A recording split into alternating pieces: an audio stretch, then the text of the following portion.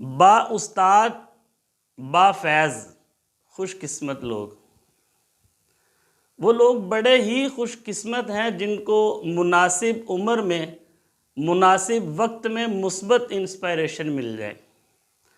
آپ دیکھیں کہ کتنے سارے لوگ ایسے ہیں جو زندگی کے آخری حصے میں جن کو سمجھ آتی ہے اور اپنے آپ کو بدلنا چاہتے ہیں، لیکن وہ لوگ جن کی تھوڑی عمر ہو، چھوٹی سی عمر میں تھوڑے سے وقت میں انہیں کوئی گائیڈ کرنے والا مل جائے، ان کی رہنمائی کرنے والا مل جائے، تو یہ بڑی خوش قسمتی والی بات ہے۔ انسان جس سے انسپائر ہوتا ہے، جس سے محبت کرتا ہے، انسان اس کی بات سنتا بھی ہے، اس کی بات مانتا بھی ہے۔ اور جب انسان شعوری طور پر یہ فیصلہ کر لیتا ہے نا کہ یار مجھے کسی کو استاد مان لینا چاہیے، مجھے کسی کو اپنا پیر یا اپنا رہنما مان لینا چاہیے، پھر اس کے لیے ہدایت حاصل کرنا، ہدایت کے راستے میں جد و جہد کرنا آسان ہوتا ہے۔ یہ ہدایت ایک بڑا کٹھن راستہ ہے، بڑا مشکل راستہ ہے، تو جب انسان فیصلہ کر لیتا ہے تو پھر اس کے لیے ہدایت حاصل کرنا آسان ہو جاتا ہے، پھر اسے کوئی نہ کوئی رہنمائی کرنے والا، کوئی نہ کوئی اس کو سیدھے راستے پہ چلانے والا ضرور مل جاتا ہے۔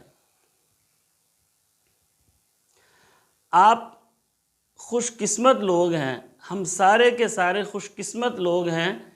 اللہ تعالیٰ نے ہمیں یہ سوچ سمجھ، یہ شعور، یہ فیصلہ کرنے کی صلاحیت عطا کی ہے۔ یہ شرف اللہ تعالیٰ نے صرف انسان کو بخشا ہے اور کسی مخلوق کو بھی نہیں۔ آپ ذرا نبی صلی اللہ علیہ وسلم کی زندگی کے بارے میں سوچئے کہ جب آپ پر پہلی وحی نازل ہوئی تو آپ نے گھر آ کے سارا ماجرا ام المؤمنین حضرت خدیجۃ الکبریٰ رضی اللہ تعالیٰ عنہ کو سنایا۔ وہ آپ کو لے کے ورقہ بن نوفل کے پاس گئیں۔ انہوں نے جب پوری بات سنی تو وہ کہنے لگے کہ اس دنیا میں رسولوں کی، نبیوں کی جو لڑی آ رہی تھی، اس لڑی کے آخری رسول آپ ہیں۔ تو یہ کتنی خوش قسمتی والی بات ہے کہ آپ صلی اللہ علیہ وسلم کی عظمت سے آشنا ہونا۔ میں کہتا ہوں وہ بڑے خوش نصیب لوگ تھے، وہ بڑے عظیم لوگ تھے کہ جو آپ صلی اللہ علیہ وسلم کے بچپن میں ہی آپ کو پہچان گئے تھے، جو آپ کی عظمت کو پہچان گئے تھے کہ یار یہ کوئی عام انسان نہیں ہے۔ جو بندہ عظمت کو پہچان لیتا ہے، عزت کو جان لیتا ہے، پھر وہ اسے حاصل بھی کر لیتا ہے۔ یہ بڑی بدقسمتی والی بات ہے کہ انسان کی رہنمائی کرنے والا، اس کو گائیڈ کرنے والا اس کے پاس موجود ہو لیکن اسے خبر ہی نہ ہو، اسے پتہ ہی نہ ہو۔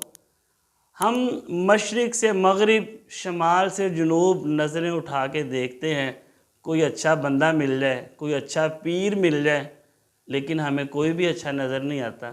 اس کی وجہ کیا ہے؟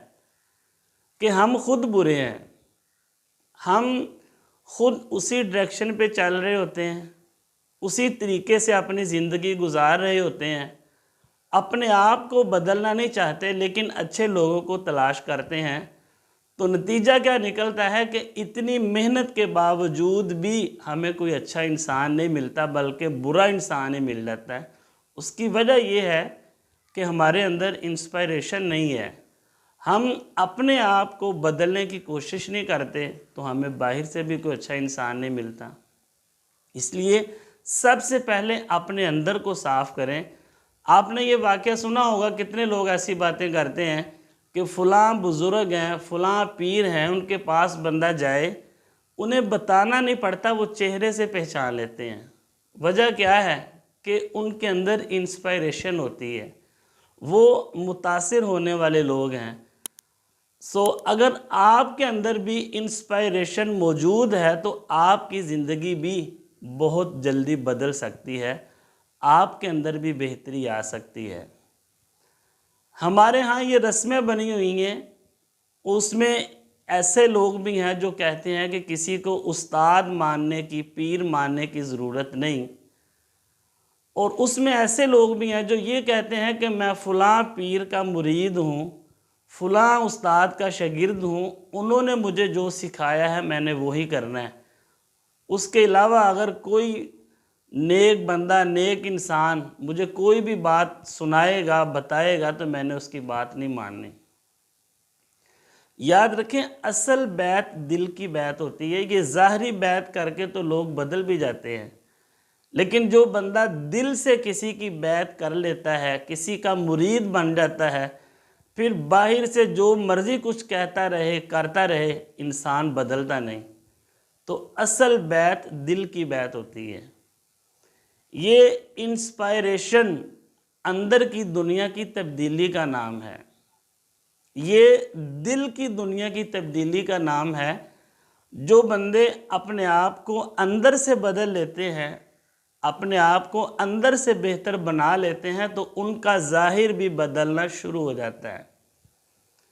ہم لوگ کیا کرتے ہیں کہ ہم ظاہری طور پہ کسی کی بیعت کرتے ہیں، اس کے ساتھ اپنا ظاہری حلیہ بھی بدل لیتے ہیں، اندر سے اپنے آپ کو نہیں بدلتے، وہی کام کرتے ہیں جو ہمارے استاد نے، جو ہمارے بزرگوں نے کرنے سے منع کیا ہے، اندر سے اپنے آپ کو بدلتے نہیں، تو پھر لوگ ہمارے ظاہری حلیے کو بھی شک کی نگاہ سے دیکھتے ہیں۔ اور یہ وہ لوگ ہیں جو اپنے استاد کے لیے، جو اپنے پیر کے لیے، اپنے مرشد کے لیے متنفر کا سبب بنتے ہیں۔ لوگ دیکھ کے یہی کہتے ہیں کہ یار اگر اس کا مرید ایسا ہے تو پھر پیر بھی ایسا ہی ہوگا، اگر شاگرد ایسا ہے تو استاد بھی ایسا ہی ہوگا۔ اس لیے اپنے اندر سے اپنے آپ کو بدلنا یہ بڑا ضروری ہے۔